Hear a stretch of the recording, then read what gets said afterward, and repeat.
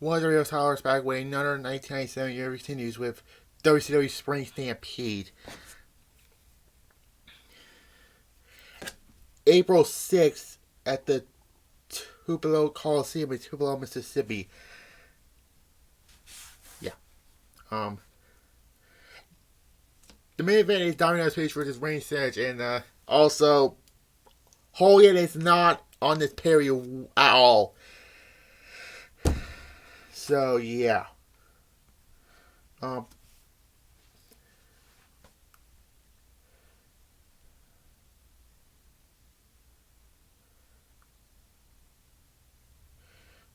but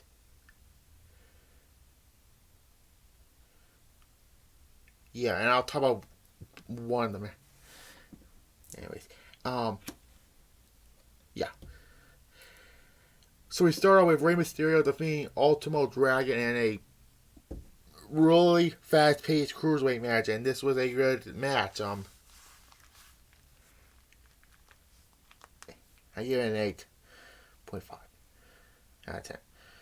Anyways, and then we have for the WCW Women's Championship. Yeah, this is one of the most forgotten changes in WCW. This or the Hardcore Championship or the light heavyweight title from way back when Akira defeated Medusa Bland 5.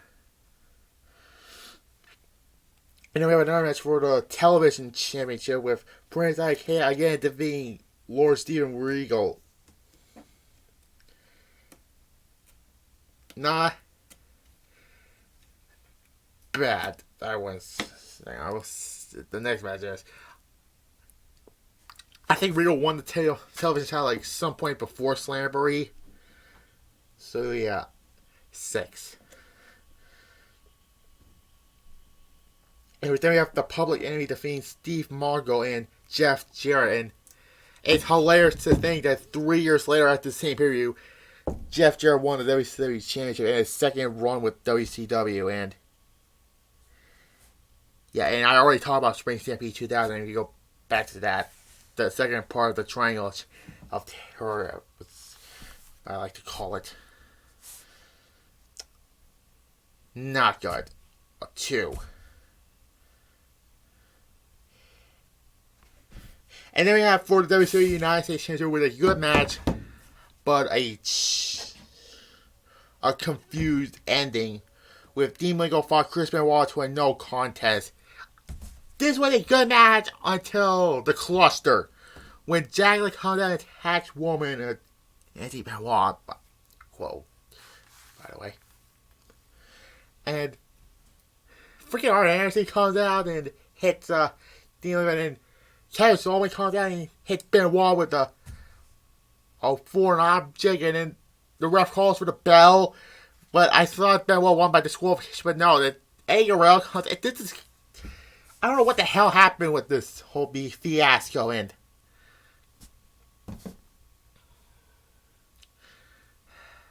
a 7. I give it a 7, and I would give it higher, but that cluster ruined it.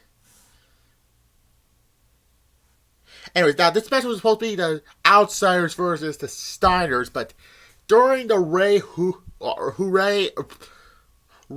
Ultimo match, Scott Steiner attacks police and gets mazed and goes to jail. And where's Scott Hall? Well, dealing with personal life around this time. This was before Last Call Scott Hall, which was it was a year later. Well, I already mentioned 98, so thank God for that.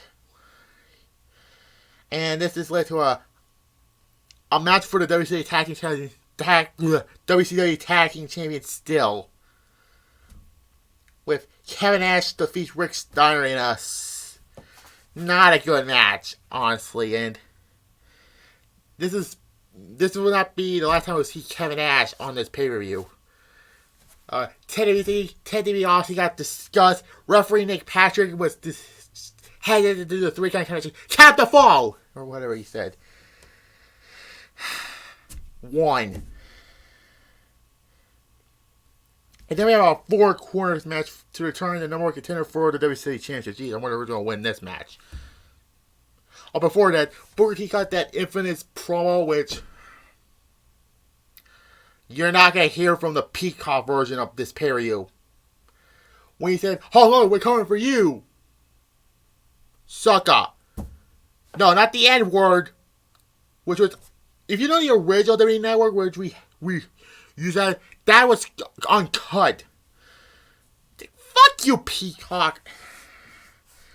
Ugh. Lex Luger wins this, defeating the Giant and the Harlem Heat, basically, and Booker T, your time's not going to come until 3 years later. Stevie Ray, no. Giant, they blew it at... They already did with him, so yeah, Luger's going to win this. He didn't get his title shot until not the next pay-per-view, not the Great American Bash, not Bash at the Beach, but the... Supposed to be a Road Wild, but that didn't happen. And I went on the 100th episode of Nitro, where Luger won the title, and as after Road Wild, his mom got cut. And yeah, Luger won this. It was a decent 4 corners match, a 6.5. Anyway, there's only 8 matches on the card, and this is gonna be a short video because this period was okay at best. A no disqualification match with Dynamite Page defeats Randy Savage, and this is the beginning of DDP's rise to WCW. You can say when he direct cut Scott Hall in the Superdome, aka the Cursed Stadium. And why I'm saying the Cursed Stadium? Because 2 streaks ended at 2 separate WrestleManias years later. And yeah, Savage was being a little too vicious in this match. No pun intended to someone who is in the WWF, who is out with injury.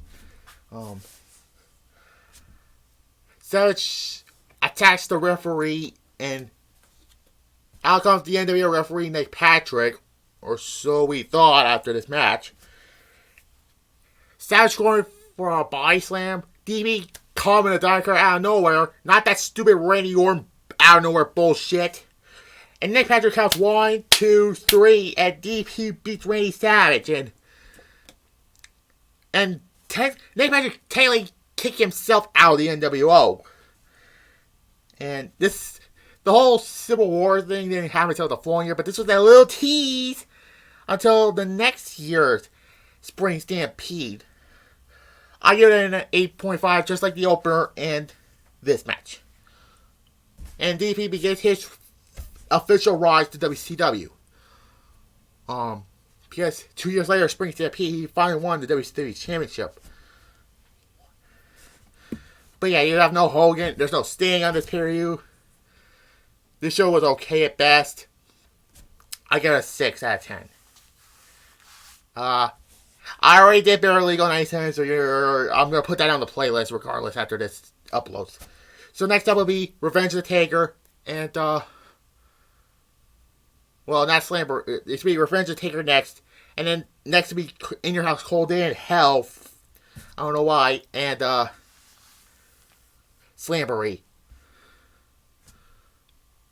And the rest of the AEW periods will be coming later on, so yeah, bye.